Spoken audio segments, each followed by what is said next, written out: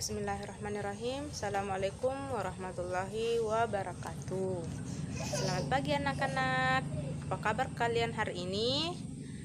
Mudah-mudahan kita semua sehat walafiat tanpa kekurangan suatu apapun. Baiklah. Di sini saya akan mengabsen, akan tetapi saya lupa membawa absen. Saya lupa membawa absen ya. Dan kita akan lanjut langsung saja pada materi yang akan kita pelajari hari ini, yaitu tentang sel.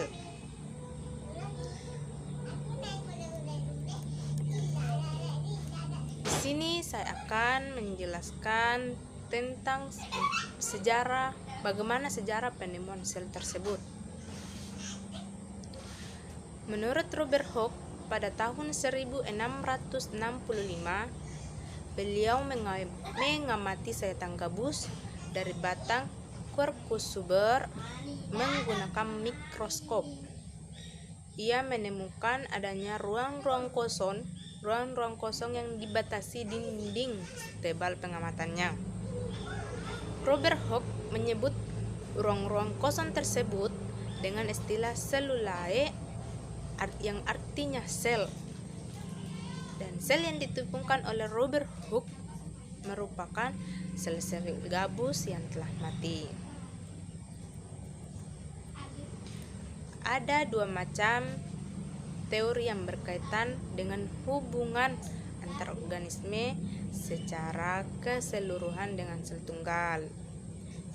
Menurut teori sel yang dikembangkan pada pertengahan abad ke-19, organisme terdiri atas kumpulan sel sejumlah besar sel yang masing-masing berperan dalam menentukan sifat organisme yang bersangkutan.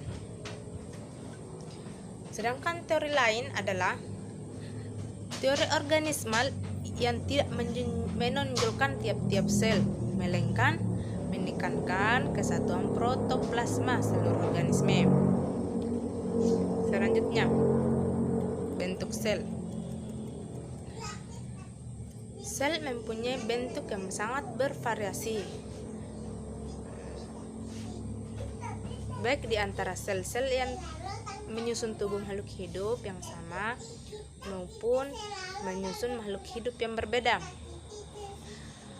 Beberapa sel tidak memiliki bentuk yang tetap, tetapi berubah-ubah sesuai dengan aktivitasnya.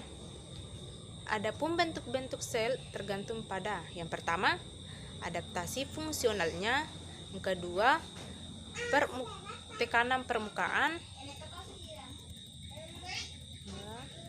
yang ketiga, viskositas protoplasma, yang keempat, tekanan mekanik oleh sel-sel yang ada di sekitarnya, dan yang terakhir adalah rigiditas dari membran sel.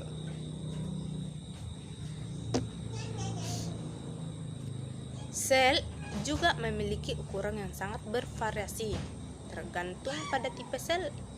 Pada umumnya, sel hanya dapat dilihat dengan menggunakan mikroskop, dengan sedikit pengecualian seperti sel telur pada burung unta yang memiliki diameter hingga beberapa sentimeter.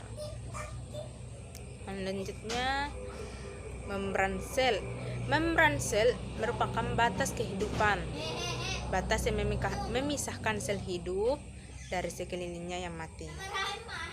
Dan adapun fungsi dari membran sel antara lain, yang pertama, membran sel mengatur masuk dan keluarnya bahan-bahan dari sel.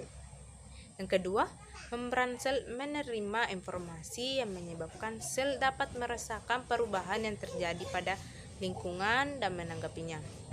Membran sel mempertahankan hubungan struktural dan kimiawi dengan sel-sel tetangga. Selanjutnya, membran sel juga berfungsi melindungi sel, dapat berperan dalam gerakan sel, berperan dalam sekresi, dan berfungsi dalam penghantaran impuls pada beberapa sel tertentu. Sekian dari yang telah Ibu paparkan tadi, mudah-mudahan dapat dimengerti oleh murid-murid Ibu sekalian, dan insya Allah dapat kita pahami. Sekian yang Ibu telah sampaikan, lebih dan kurangnya mohon dimaafkan karena Ibu hanyalah manusia biasa yang tak luput dari dosa. Dan